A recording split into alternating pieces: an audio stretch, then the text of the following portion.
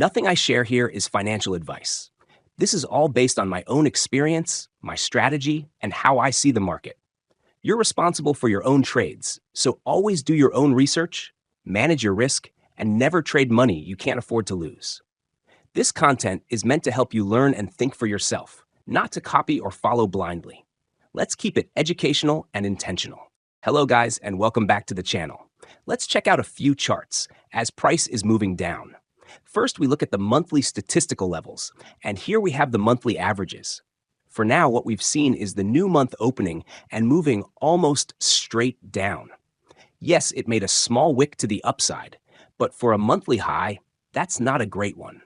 The bearish monthly wick was not touched, which means this monthly wick is clearly smaller than usual for bearish months. That can also mean that the wick or the move toward that level could happen later.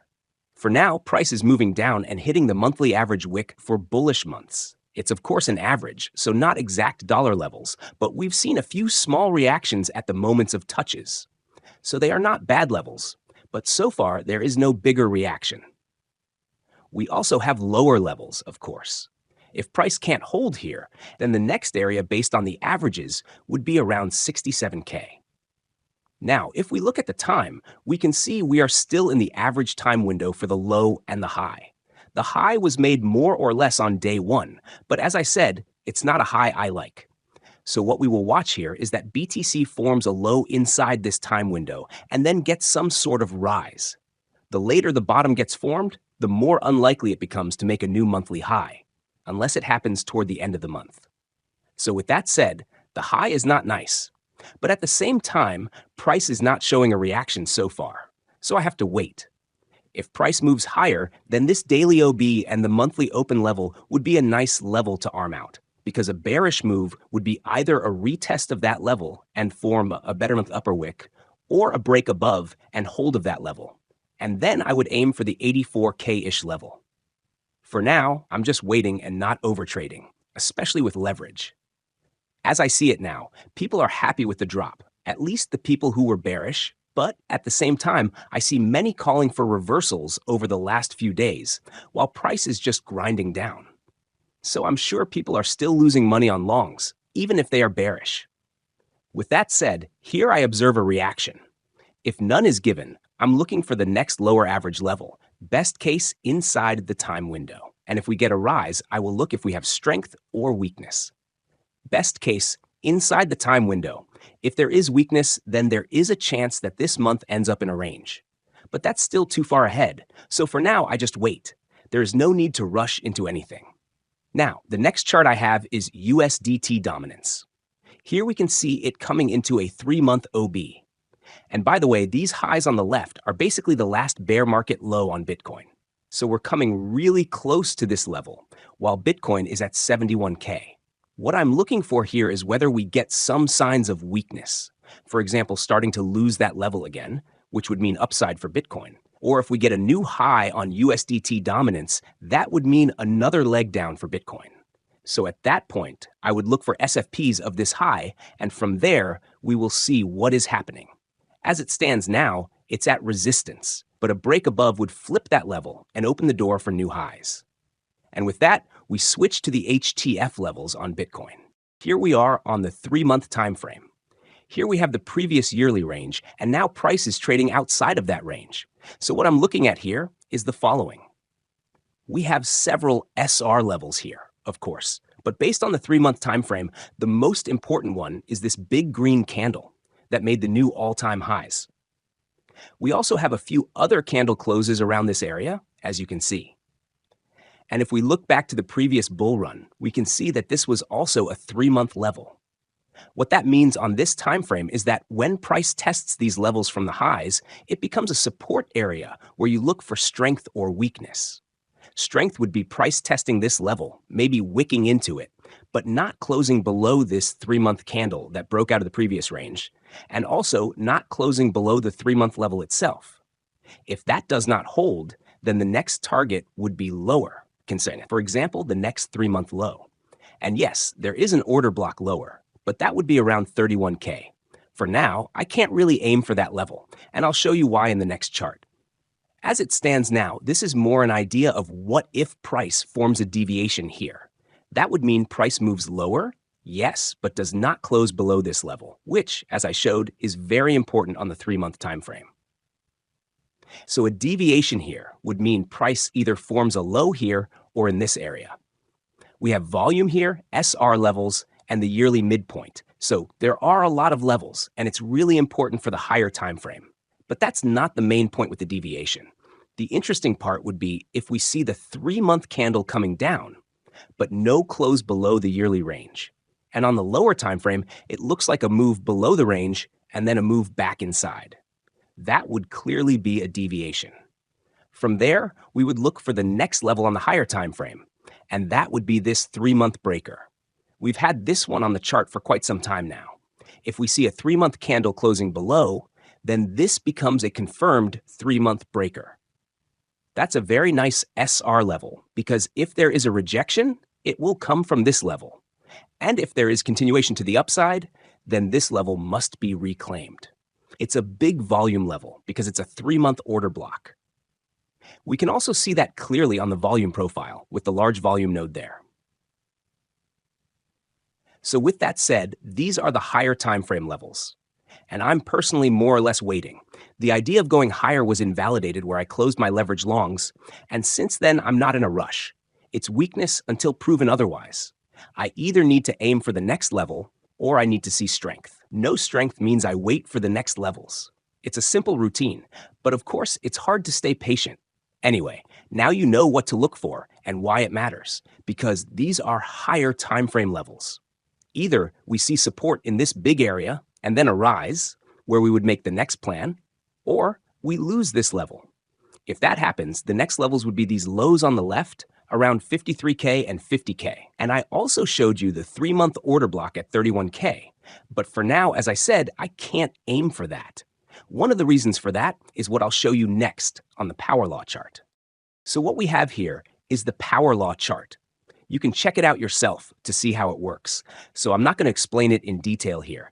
The information is below anyway. What we're looking at here is price and time on a logarithmic scale.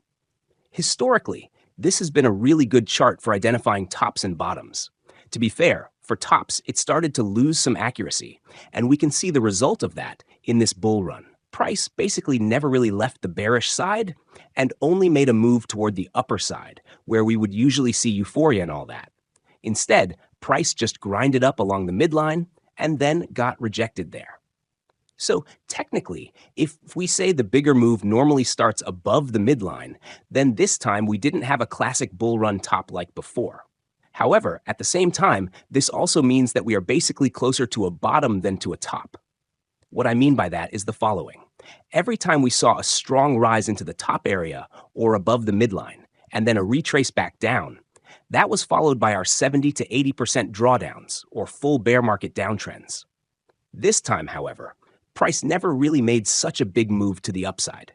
So if we zoom in, the bottom area on this model is basically here, very close to where price is now. For example, if price drops from here today, that would put it around 52K as it stands now. If, however, it takes time, then you can see that this number keeps rising. By the middle of the year, it would already be close to 59K, and toward the end of the year, it would be above 60K and higher. Time-wise, that would mean we would first range for a while before going to the lows. A drop right now would mean hitting bear market lows already at the start of the year, which is not usually what happens. That said, the level is there, and my job is simply to observe it when it gets hit and then make my conclusions. As we can see, this level is way above the 31K order block I showed earlier, and unless this 16-year-old metric gets broken, I have to go with the data. Simple as that. Of course, I also have to accept it if it does get broken. I'm not the one who wants to predict that such things will break. For me, I would clearly look for longs there and accept a loss if it breaks. I do track more things around this, and if you want, you can join Patreon. There you get access to my Telegram, where I explain in more detail what I look for and what tools I use. Over time, it should become clearer so people can look at the market from a slightly different perspective. Whether you use it or not is up to you. Of course. If you want to join, you're welcome. And as a bonus, you get my Rabbit Box indicator. So check out the links below. This month, one of my strategies will also be available. For those who join before that, it will be free. Later on, people would need to pay for a 3-month subscription at once, or stay 3 months in the group to get it. That's simply how I protect myself from copycats. The people who are already in the group, I've known them for a while, so that's no problem. Anyway, that's more or less the update. The range broke down for me, so there was no more reason to hold leverage longs from that area. Since then, I'm observing higher timeframe levels. This obviously needs patience because higher timeframe reactions don't come immediately. My job right now is not to lose more money by trying to long every small dip with leverage. For spot bags, I will of course buy on the way down. I already bought a little bit yesterday, and I will do so again if price comes lower, even if it goes to the power law level or lower. But that will follow a system. I add lightly at some levels, and more aggressively only if my tools, metrics, and statistics start to give signals. Those tools and metrics are also shared in the Telegram group. I reveal them slowly, and they're not useful every day, mostly for the bigger picture. I also added another thing here, the 202-day cycle. I shared a video some time ago in the Telegram group about someone showing dominant cycles across different assets, and one of them was Bitcoin. It actually caught the lows and highs quite nicely, at least as areas. I see it more like a living organism. It can vary over time, and I don't have his program anyway. The time range for that cycle is where we are right now, with the midpoint around March 2nd. Of course, it doesn't have to be the exact date, but it's a good time window to see if price comes into a bigger level. And so far, that's exactly what's happening. If we get a bullish move out of this is more or less where it should happen. Either we form a range and move back inside, or we move a bit lower first and then reverse. In both cases, we would look at the reaction as explained before. Can price reclaim levels or not? If it can't, then no one said it can't range longer. If it's not losing support and not breaking resistance, then it just becomes a boring sideways move until the next cycle low, potentially aligning with the 4-year cycle low. You might ask now, what about the daily and weekly cycle timing? Yes, it was a failed low. Even though it had a low probability events do happen, and it did break. I also explained that other cycles can influence price. That's when I remembered the video and the dominant 202-day cycle. Dominant means lower cycles can fail. We did set a nice low and had a bounce. I traded that. But if the dominant cycle is in play and levels don't hold, then we get moves like the one we're seeing now toward the next levels. So that's basically it. To summarize, price left the yearly range and is now coming into higher timeframe support, mainly the 3-month SR levels. Price is also coming into a dominant cycle low time window, so we need to look for reactions. A bullish reaction would be a reclaim of the previous range. If that doesn't happen, we look for the next lower levels, volume levels, and order blocks aligned with important 3-month candle closes or breaks. At the same time, this area can also be a target for a bearish SFP, where price hits the 50% retracement of the yearly candle. It's a big area, but an important one. If price breaks down further, the power law chart shows the current low area around 52K, and that level keeps rising over time. A break below would most likely break the metric. Unless that happens, I can't aim lower. If someone wants to imagine it breaking, they're free to do so. For me, it's step by step, level by level. There will be some losses along the way, but more often we've had wins, and that's what we continue to do, slowly but surely. For now, price is hitting the 4-day order block, and we'll see if we get a reaction or not. Personally, as it stands now, no new leverage trades for me. If that changes, I'll update it in Telegram or in the next video. All Rabbit Box trades remain active, of course. With that said, I wish you a nice day, and I'll see you in the next one. Cheers.